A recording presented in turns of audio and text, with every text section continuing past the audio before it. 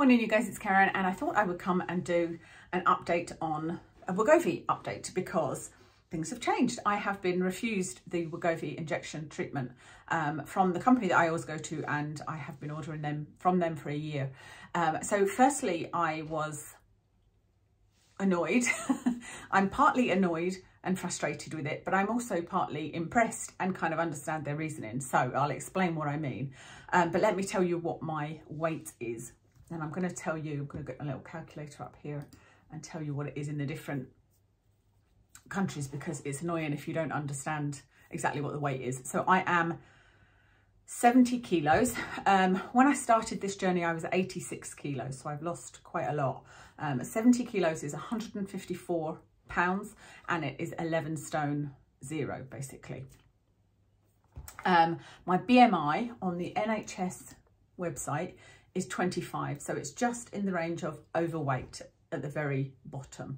To be, I don't know what it would need to be in the healthy range, I guess 24 maybe, but it's currently 25.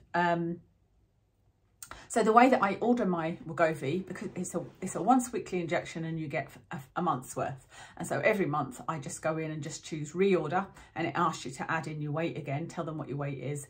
Because if it's not working for you, if you weren't losing weight, then they question you on it and see if you want to move to a different one. And just, you know, see what your progress is. So I put my weight in, and then normally I get an email saying it'll arrive tomorrow. So I got this email and it said, you've been rejected. And I was like, huh, that's strange. That's never happened before. Let me email them back and say, can you give me a bit more detail? Because I don't know whether to go to another company or, you know, like, what should I do here? What's the issue? So she came back and said that she is going to speak to the prescriber. But now I've had a look at all the other websites. I don't think I've got any chance of getting it. But she said it's because of your weight. So my weight on the NHS, like I said, is 25, and that's considered overweight. However, when you look at all of the websites I've looked at, so Pharmacy Online is who I go to, but I had a look and went through the process on Boots, thinking, right, let me go through the process and see if I can get it from Boots, you know, because I wasn't aware at the time what it was. But I got an email back from them within an hour or so saying, no, it's been rejected. And I was like, okay, what's going on here? When you look at the details, you can only get this injection, any kind of weight loss injection actually. And I seem to remember this from the beginning. If you have a BMI of 30 or above, which I did have when I started this, mine was 31. Or if you have a BMI of 29 or above and have additional health issues that are related to weight. So I have high cholesterol, high blood pressure and polycystic ovary syndrome and hyperinsulinemia, all related, all can be helped with weight loss. So if you have, I think it's 29, some of them might say 28. So being at a BMI of 25, they're not accepting that I need to lose weight, basically. I don't follow those rules, the rules of the prescriber. So like I said, I think that is pretty good, because it's pretty responsible, isn't it, that they're not giving it to people that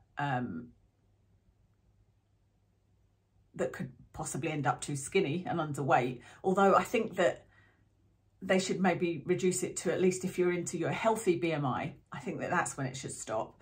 But at the same time, I think, well, if I'm 70 kilos, if I go up to 71 kilos, or it's probably 72 or 73 kilos, which I'm sure I will do coming off of this. I'm pretty sure. We'll see what happens. But coming off it, I'm pretty sure I will go up in weight again. I will then very quickly go back up to the BMI that allows me to get this, and I would be able to get it from them again. But what I don't understand is if I was a BMI of, say, 28 plus having high cholesterol and all of that, some people are very quickly going to get back to a normal weight, to a normal, or to their required BMI, you know, so I don't know how that works. I suppose it's a kind of new field, isn't it, at the moment?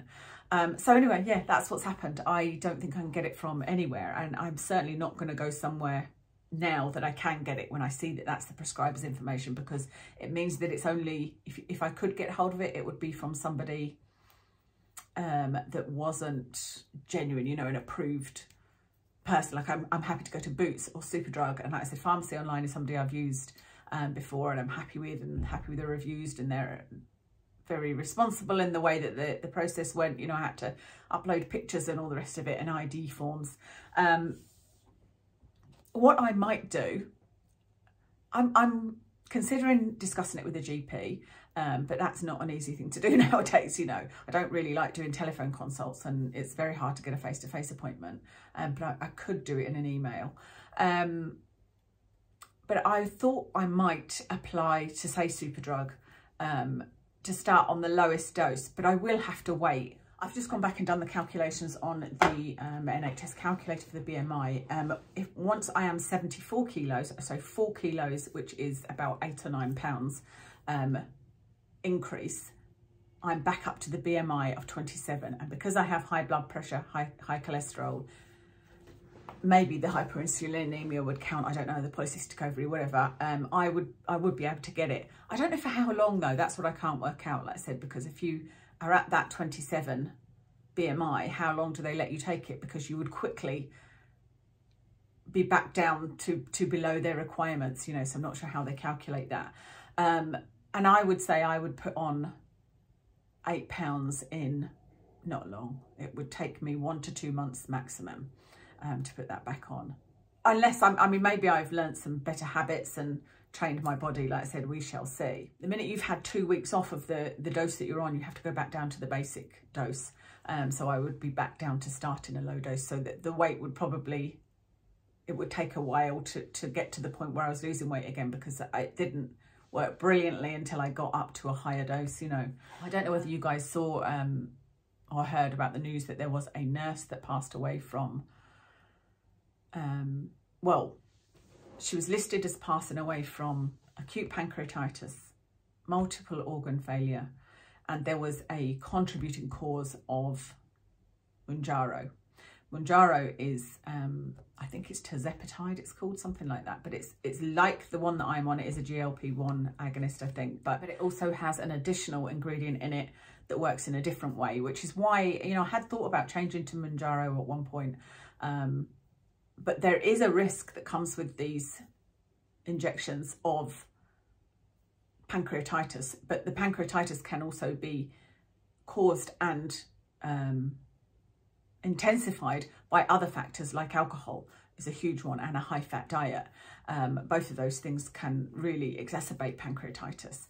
And I think I've said to you before, we've got a lot of experience with pancreatitis in our family. 2 people, my aunt and my brother-in-law, both nearly died. They were literally on death's door, and we were told they weren't going to make it from pancreatitis.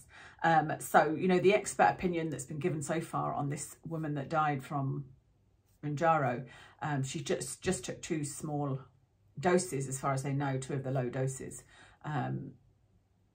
are that there are these risks, and they are rare. And although it's very, very sad, the risks are rare and have to be weighed up with the benefits of taking it. And that's where I was coming from, because with having a history of heart health in my family, heart problems in my family, and having some heart issues myself, I think it's a huge benefit to me, and it reduces the risk of cardiovascular events, and I'm in a much healthier position now than I was a year ago. So I thought I would just briefly comment on this. There's a lot more I could say on that, obviously. Yeah, that's everything to tell you. Watch this space. I'll come back and tell you how I get on. I can't see them prescribing it now, because their guidelines are quite clear, you know, that it's 27 or above, and I'm 25. And so even though I've got those other conditions, I don't see them giving it to me. So we'll just see what happens in the next little while. And yeah, that means at Christmas I won't be on anything, which is just, I don't know, we'll see.